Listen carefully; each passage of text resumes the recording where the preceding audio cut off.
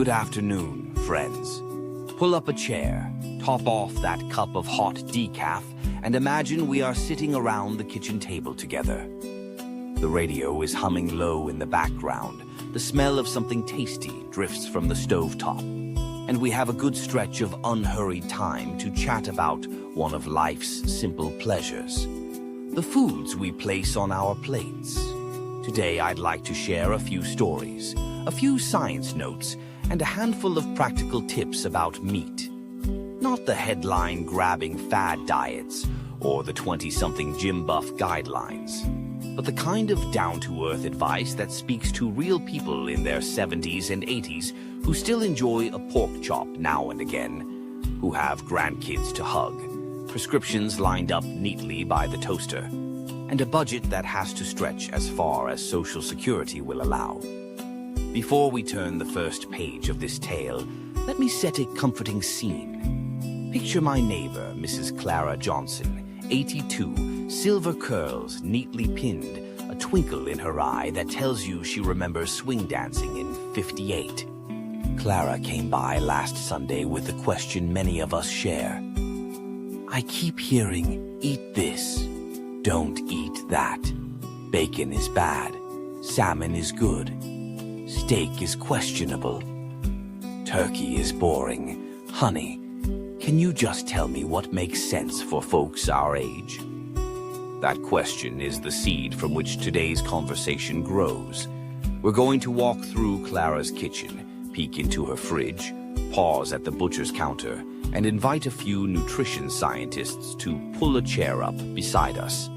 Along the way, I'll weave in the latest findings from Tufts, Harvard, Mayo Clinic, and the American Heart Association, but always in plain-spoken language. No graduate-level jargon, promise. Let's ease into the topic with a little reflection. Think back to childhood Sunday suppers. Maybe it was pot roast bubbling for hours, or fried chicken sizzling in a cast-iron skillet, or a mess of catfish your daddy caught down at the creek. For most of us, meat always had a starring role, yet our bodies at 80 do not process food the way they did at 18. Muscle starts to fade, joints complain, blood vessels stiffen, and the kidneys politely remind us they have limits. Protein is still vital. In fact, older adults need a higher dose per pound of body weight than teenagers. But the type and quality of that protein matters more than ever.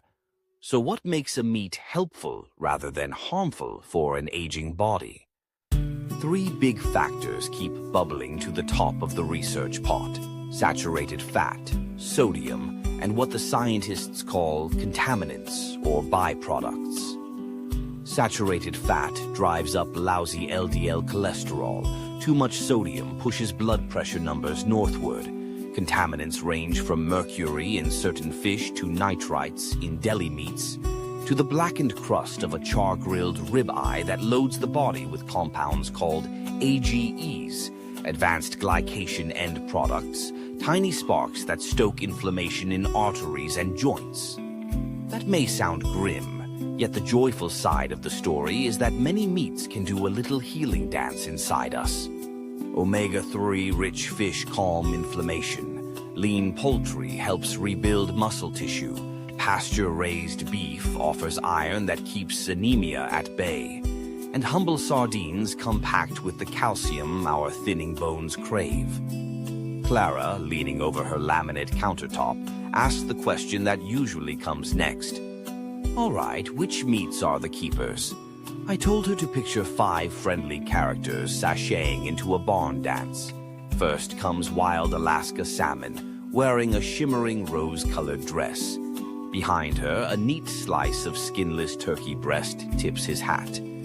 Third, a modest 3-ounce portion of grass-fed, extra-lean ground beef strolls in. That's the fellow with iron pockets but a light footprint. Fourth, a tin of sardines splashes onto the dance floor, bones and all, still smelling faintly of the sea. Finally, a basket of omega-3 eggs rolls up, golden yolks gleaming like tiny suns. Now you may raise an eyebrow at salmon. Isn't fish pricey? You're right that wild Pacific fillets cost more per pound than farmed tilapia. Yet, there's a good reason dietitians at the Cleveland Clinic keep singing salmon's praises. One 3-ounce cooked serving carries around 200 milligrams of EPA and DHA, the long-chain omega-3 fats that thin the blood just enough to keep platelets from clumping like rush-hour traffic. A large study printed in JAMA Cardiology in 2021 followed over 200,000 adults for 16 years and found those who enjoyed fatty fish twice a week trimmed their risk of dying from heart disease by roughly 16%. For older hearts that have ticked reliably since Truman was president, that is no small perk. If the fish counter sticker gives you sticker shock, consider frozen fillets from Costco or canned wild salmon. Add a squeeze of lemon, maybe a sprinkle of dill, pop it in the toaster oven for 12 minutes, and supper practically makes itself. Our second guest, skinless turkey breast, doesn't have the glamour of salmon but brings reliable lean protein with very little saturated fat. People tend to think of Thanksgiving leftovers, yet I'm talking about everyday deli slices or a small roasted breast you carve yourself. Remember, though, the deli case is a minefield of sodium. A slice of smoked turkey can harbor over 600 milligrams of salt, nearly half a day's allotment for someone watching their blood pressure. Nutritionist Julia Zumpano at the Cleveland Clinic suggests reading the fine print and choosing low-sodium or no-salt-added turkey, ideally under 70 milligrams per serving. Clara found a brand at Kroger labeled 55 milligallons NR. She stacks 2 ounces onto whole grain toast, layers tomato and avocado, and has a sandwich her cardiologist applauds. Third in line is lean beef. Yes, beef. Many seniors figure they have to break up with steak forever, but life without an occasional burger can feel joyless. The trick is choosing a cut with minimal marbling and a responsible portion size. The USDA calls meat extra lean when it is at least 90% lean, meaning no more than 10% fat. Ground chuck labeled 90-10 or a petite filet mignon qualifies. Grass-fed cattle munching on pasture rather than corn produce meat with about twice the omega-3 and conjugated linoleic acid of grain-fed cows. That matters because both compounds appear to dampen the chronic inflammation tied to arthritis flare-ups and memory decline. Walter Willett, the longtime nutrition professor at Harvard, told a reporter last year, "If people limit red meat to once or twice a week and keep portions at 3 ounces, health hazards drop substantially." That's roughly the size of a deck of cards, not a cowboy platter. Cook it medium rare on a skillet, wipe up the juice with roasted Brussels sprouts, and your taste buds will applaud. Sardines take many seniors by surprise. My own Uncle Ray, a Korean War vet, swore he wouldn't touch bait in a hie. Then he broke a hip and the rehab nurse suggested sardines for bone strength. 1 3 3/4 ounce can, those little fellows packed in water, supplies over 300 milligrams of calcium because you eat the softened bones. They're also brimming with vitamin D and a bonus dose of omega-3s, yet contain almost no mercury. At Walmart, a single can often costs under $1. Clara tried mashing a tin with a fork, mixing in plain Greek yogurt, chopped celery, and a dab of Dijon mustard. Spread on whole grain crackers, it became her afternoon bridge club snack. 3 months later, her doctor noticed her vitamin D levels had climbed without pills. Eggs round out our healthful quintet. For decades, people over 60 were told eggs would clog arteries. Then research shifted. The American Heart Association now says 1 egg a day is fine for healthy adults and for seniors who rarely eat other cholesterol-heavy foods. Even 2 on occasion will not tip the scales.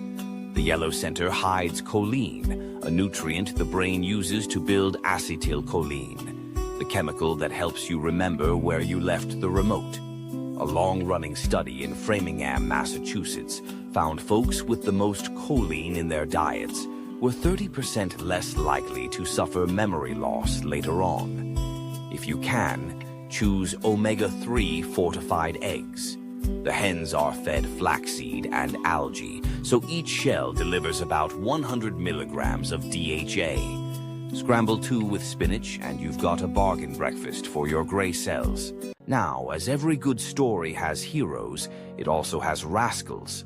5 kinds of meat keep appearing in the medical literature with red flags flapping. Imagine them slinking into Clara's kitchen wearing trench coats. Bacon, deli ham, and hot dogs, thick-cut ribeye steaks, fast food fried chicken, and the mighty swordfish or big eye tuna steak. Each has its own mischievous streak. Bacon, for instance, carries a triple whammy of saturated fat, sodium, and nitrites, those curing agents that can turn into nitrosamines when heated. The World Health Organization classifies processed meats in the same carcinogenic category as cigarettes, though obviously the dose makes the poison.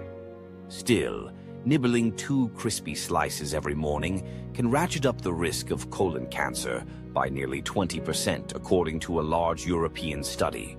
If you absolutely must hear that sizzle on Saturday, choose brands marked "No Nitrites Added" and savor 1 slice, not 4. Deli ham, pepperoni, and hot dogs dance to a similar tune.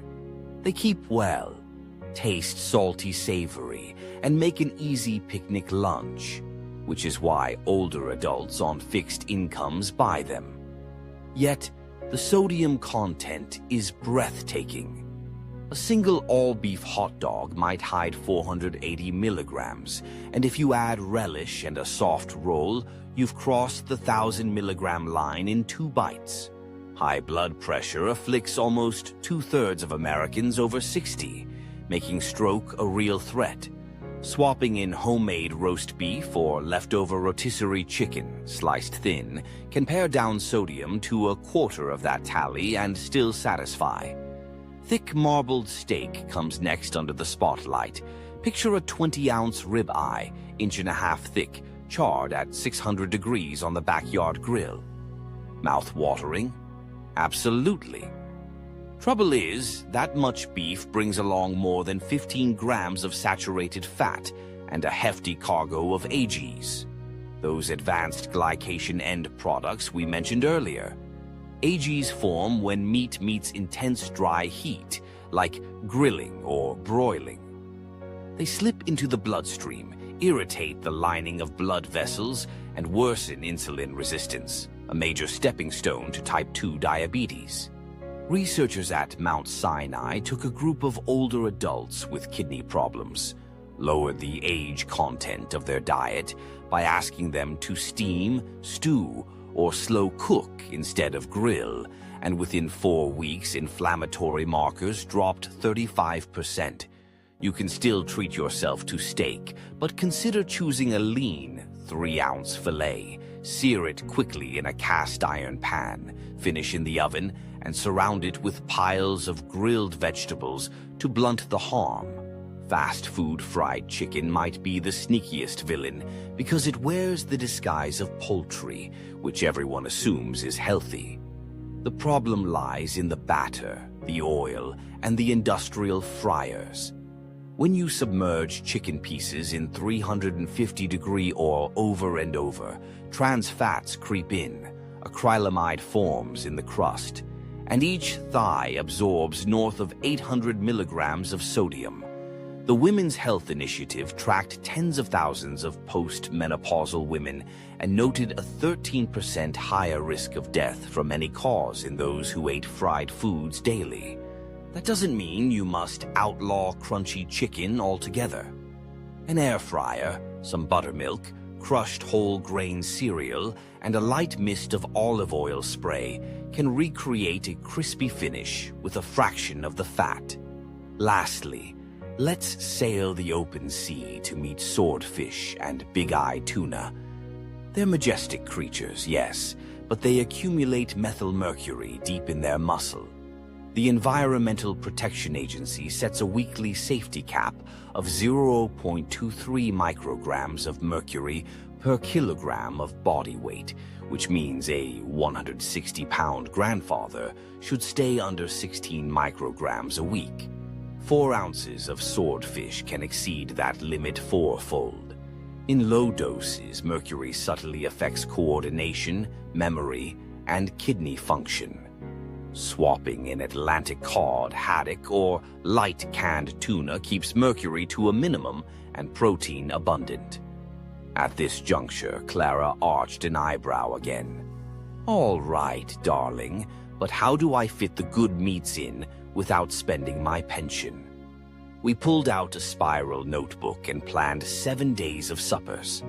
Monday, a can of sardines mixed into whole wheat pasta with cherry tomatoes and basil. Tuesday, turkey breast tacos with avocado salsa. Wednesday, wild salmon burgers bought frozen on sale at Aldi. Thursday, lentil soup plus a poached omega-3 egg on top. Friday, petite sirloin, 3 ounces, with roasted sweet potato fries. Saturday, air-fried chicken tenderloins rolled in crushed oats. Sunday, leftovers buffet. The grocery bill came to $42 for the proteins, and each meal supplied 20 to 30 grams of quality protein, right in the sweet spot for preserving muscle mass. "What about breakfast?" she asked. "Here's a quick cheat sheet I like. 2 scrambled eggs with spinach, or a Greek yogurt parfait with walnuts and a drizzle of honey, or steel-cut oatmeal cooked in soy milk topped with blueberries. Each gives around 15 grams of protein, steadies morning blood sugar, and takes less than 10 minutes to prepare. Toss in half a grapefruit for vitamin C, and you have a ticket to a balanced day." Let me share another real-world vignette. Mr. Frank Delgado, 74, Vietnam vet, lives in Tucson. He loved carnitas and steak fajitas. His doctor warned his cholesterol was creeping to 230, triglycerides over 200. Frank began swapping 2 meat dinners a week for salmon or sardines, switched from smoked bacon to low-sodium turkey bacon once a fortnight, trimmed red meat to a 4-ounce lean steak on Sundays, and started air-frying chicken thighs. 6 months later, his total cholesterol slid to 198, HDL rose, LDL fell, and he told me, "I didn't feel like I was dieting. I just traded bad actors for good ones." Frank still hosts barbecues. He simply marinates vegetables and lean beef cubes, grills them quickly, and hands guests smaller skewers. Folks leave happy, and he sleeps knowing his arteries are grateful. Some listeners wonder if supplements could replace fish or meat altogether. After all, a capsule of fish oil is easier than cooking salmon. Dr. Alice Lichtenstein at Tufts often reminds her students, "Food first, supplements only if there's a documented gap." Whole salmon carries not just omega-3, but vitamin D, selenium, and high-quality protein in a synergistic bundle we cannot recreate in a gel cap. Likewise, sardine bones give bioavailable calcium plus trace iodine for thyroid health. Supplements can help when appetite falters, but they seldom deliver the same symphony of nutrients. Cooking methods deserve one last spotlight. Moist heat is your ally. Stewing, poaching, braising, or using a countertop pressure cooker cuts age formation roughly in half compared with dry grilling. Adding herbs such as rosemary, thyme, and oregano not only brightens flavor, but also supplies antioxidants that blunt the damage from any remaining ages. Squeezing lemon or drizzling vinegar over meat just before serving can lower the meal's glycemic impact and help tenderize lean cuts. Simple, time-honored kitchen wisdom wrapped up in modern science. That's what I call a win-win. A moment on portion size, because our eyes tend to stay young and hungry even while our metabolism slows. Use the palm rule. For most adults, the meat serving that fits your palm, about 3 ounces, is just right. Fill half your plate with colorful vegetables, roasted carrots, garlicky kale, or a crisp salad, and dedicate the final quarter to whole grains or beans. That plate picture comes straight from the American Diabetes Association and keeps blood sugar on an even keel. As we prepare to push back from the kitchen table, take a breath and let today's storyline settle. We haven't banished all indulgences. We've simply rearranged the cast.